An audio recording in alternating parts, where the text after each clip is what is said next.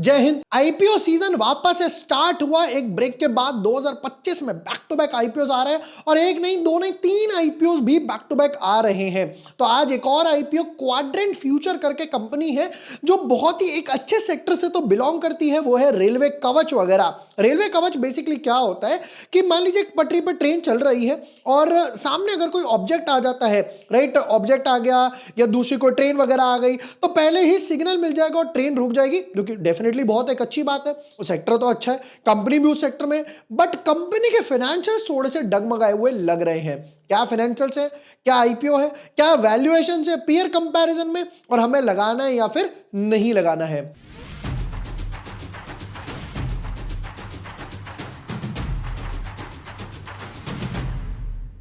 Hi everyone, my name is Vibhor Vaishne. I am a SEBI registered research analyst. आज के video में करेंगे एक और डिटेल्ड आईपीओ के एनालिसिस। सारे पैरामीटर्स को देखने के बाद पता चलेगा हम इसके साथ हैं, यानी कि इस ट्रेन में बैठेंगे या नहीं बैठेंगे।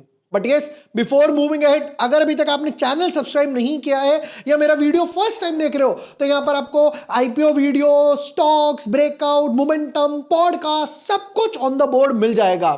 देखिए, अगर मैं बात करूं तो ये है आईपीओ टेबल। यहां पर हुआ क्या है, तीन आईपीओ सेम ब्रैकेट में आ रहे हैं।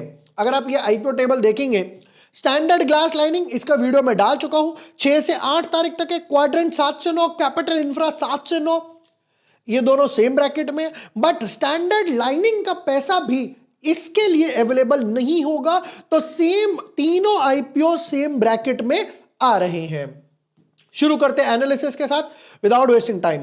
Quadrant future tech, the company incorporated in September 15, अभी 7-8 साल 10 साल पुरानी कंपनी, develops next generation train control and signalling systems for the Indian railways Kavach project, enhancing safety and reliability for passengers. The company also has a specialty cable manufacturing facility with an electron beam irradiation centre. दो काम कर रही है, एक तो कवच के लिए काम कर रही है और एक स्पेशली केबल मैन्युफैक्चरिंग पे भी काम कर रही है।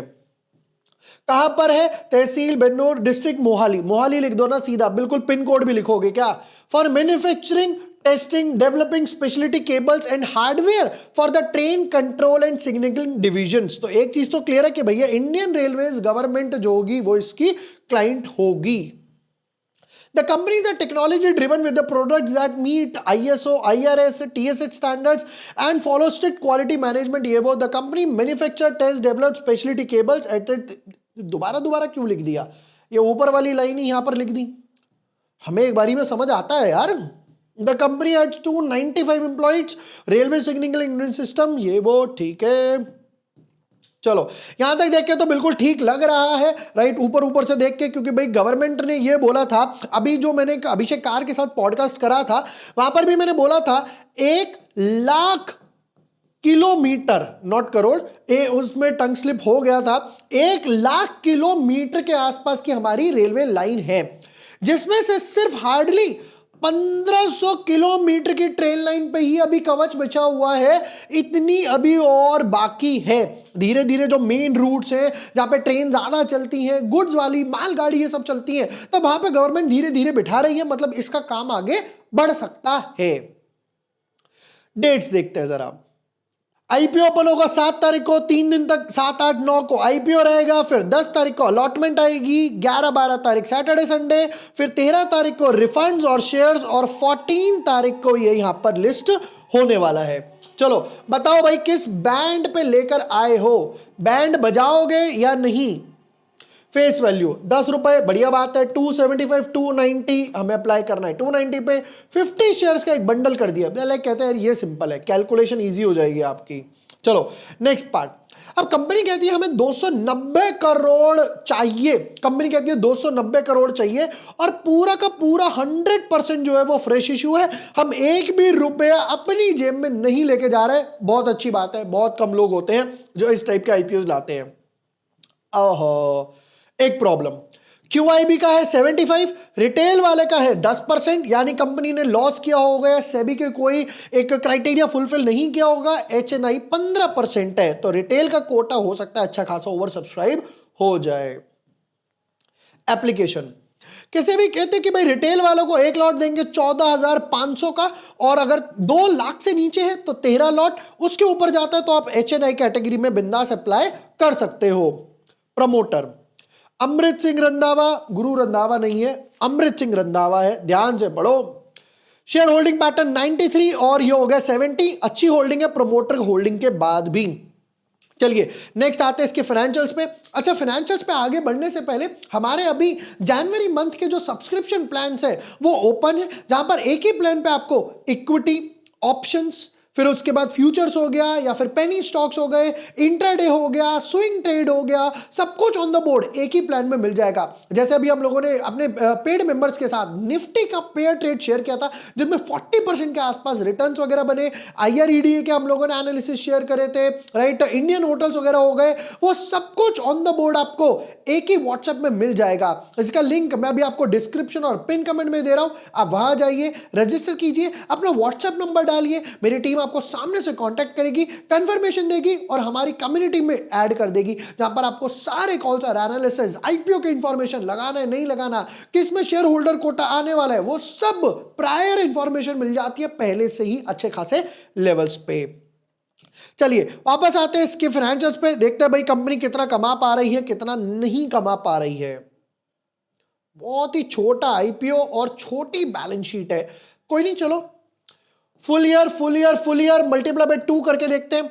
एसेट्स 112, 118, 142, 150, कोई एक खासा ग्रोथ तो नहीं दिखाई दी, बट ठीक है। रेवेन्यू की बात करें 100 करोड़, 150 करोड़, बिल्कुल ठीक है। 150 से फिर 150 फ्लैट, 150 150, 65 भी कर दूंगा तो भी 130 है, बट क्योंकि कैपिटल गुड्स में है, सिग्नलिंग वगैरह में है, तो ये इस तरीके से नहीं चल सकता कि हर क्वार्टर में, हर महीने में सेल्स हो ही जाएगी। नेक्स्ट, 100 करोड़ पे 2 करोड़ का प्रॉफिट, 2% पैट मार्जिन, 150 करोड़ पे 13 करोड़ के आसपास का, यानी कि मोटा मोटा 7-8% के आसपास मान के चलते हैं। चलिए नेक्स्ट पार्ट पर आते हैं। 7-8-9% हो गया। 150 करोड़ पे 14 करोड़, 9% के आसपास, और फाइनली आ गया लॉस। अब लॉस क्यों आया, पहले मैं आपको 2 रीजन समझाता हूं। आप एक चीज नोटिस करो, जब जब 100 करोड़ तक की सेल्स हो रही है, 100 करोड़ की सेल्स पे तो ब्रेक इवन आया, फिर उसके बाद प्रॉफिट आया और उसके बाद और प्रॉफिट आया।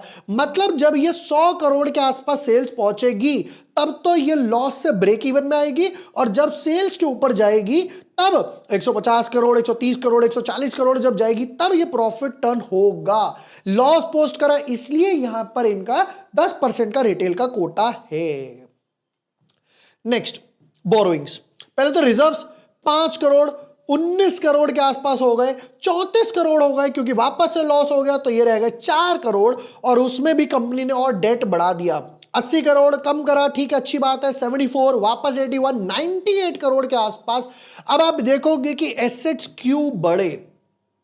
देखो यहां पर क्या हुआ, यहां पर समझ आता है कि इन लाइन है, थोड़ा सा खुद बढ़ा, बट 98, 81, 17 करोड़ के आसपास आपके एसेट्स बढ़ गए, तो इनको जो लॉस आ रहा था उसके लिए लोन उठाना पड़ गया। नेक्स्ट, कुछ इंपॉर्टेंट की रेशियोज देखते हैं, फिर पीयर कंपैरिजन, कंपनी पैसा किस लिए उठा रही है, पहले पैसा किस लिए उठा रही है वो समझ लेते हैं। चलो, कहते हैं 4 ऑप्शन है, जर्नल कॉर्पोरेट पर्पस काट दो, प्रीपेमेंट और रीपेमेंट ऑफ ऑल बोरिंग्स वगैरह, ठीक है, capital expenditure for the development of electronic interlocking system, funding long term working capital, ठीक है। चलो नेक्स्ट पार्ट पर आते हैं। एक अच्छा लगा बस केपेक्स वाला, थोड़ा सा इधर। Return on equity 33, return on capital employed 26, debt to equity high है, लिख दो यहां पर high. Return on net worth 33, PAT margin 9% जो लास्ट ईयर का था, इस साल का नहीं, इस साल तो लॉस में। प्राइस टू बुक वैल्यू 19, अबे बहुत ज्यादा है यार, 19 हाई नहीं, टू हाई लिखना चाहिए तुम्हारे लिए तो, पर सेक्टर भी भागा है। ईपीएस और पी रेशियो पोस्ट आईपीओ रहेगा माइनस का क्योंकि लॉस में आई, और पी रेशियो 47 के आसपास। अगर हम प्रीवियस वाला भी कंपेयर करें कि मान लो चलो हो सकता है कंपनी अगले क्वार्टर में या 1-2 क्वार्टर में प्रॉफिट में आ जाए, तो 5 और 60 के पी रेशियो से कंपैरिजन करके चलते हैं चलिए जी देखते हैं कौन कौन कंपैरिजन में आया। एक उम्मीदवार तो मेरा है ही है, वो है एचबीएल पावर क्वाड्रेंट जिसका आईपीओ एनालिसिस कर रहे हैं। तो ये बोलते हैं हमारा ईपीएस है यहां पर 5 का, -10, 212 और 118 का। तो ईपीएस इनका काफी कम है, ये आप देख सकते हो ईपीएस का कॉलम है, राइट, जहां पर इनका ईपीएस दूसरे नंबर पर है 2/5। ये सबसे पीछे है केरनेक्स माइक्रोसिस्टम्स का लॉस में। नेक्स्ट पी रेशियो, इन्होंने कहा हमारा पी रेशियो 59 का, 61, 49, 64। तो यानी कि बिल्कुल इनलाइन ही पी रेशियो दिख रहा है 61, 64 के हिसाब से, तो कोई मेजर डिफरेंस नहीं है। Return on net worth 33, 24, 22, 20, 21। ओहो क्या बात है, 4 स्टार, बाजी मार ली। And last price to book value 19 था यहां पर, 19, 8, 10, 7, 9। ये रीजन था, बिना देखे मैंने कह दिया इतना हाई 19, 1, 2, 4 भी समझ आता है, 19 के पे लेकर आए हो, इससे डबल, इससे डबल, इससे डबल। भाई साहब आप तो एचबीएल पावर से भी बहुत आगे निकल गए, जबकि एचबीएल पावर में एक अच्छी खासी रैली आई है। फाइनल वर्डिक्ट पर आते हैं अपने।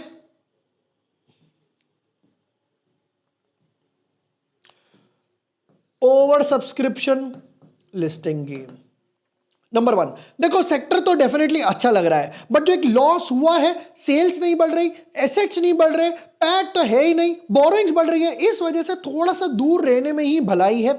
सेफ ट्रेडर हो अवॉइड करो, रिस्की ट्रेडर हो तो एक बारी को 1-2 लॉट के लिए अप्लाई कर सकते हो, that to for long term purpose, क्योंकि कवच सिस्टम में है, आगे जाके गवर्नमेंट के और 2, 4, 5, 10 बड़े ऑर्डर मिल गए, 100 करोड़ के, 50 करोड़ के, 80 करोड़ के। हालांकि अब उठाएंगे पैसा तो हो सकता है अपनी कैपेसिटी बढ़ाएं, तो लॉन्ग टर्म में तो बेनिफिट दिखाई दे रहा है, शॉर्ट टर्म में लिस्टिंग इन उतने नहीं दिखाई दे रहे। नंबर 2, 3 आईपीओ सेम टाइम पे आ रहे हैं, स्टैंडर्ड ग्लास लाइनिंग जिसका मैं ऑलरेडी वर्डिक्ट बता चुका हूं, वो वीडियो में देख सकते हो सकता है मोस्ट इंपॉर्टेंट लोगों की नजर उस पर ज्यादा जाए इन कंपैरिजन में।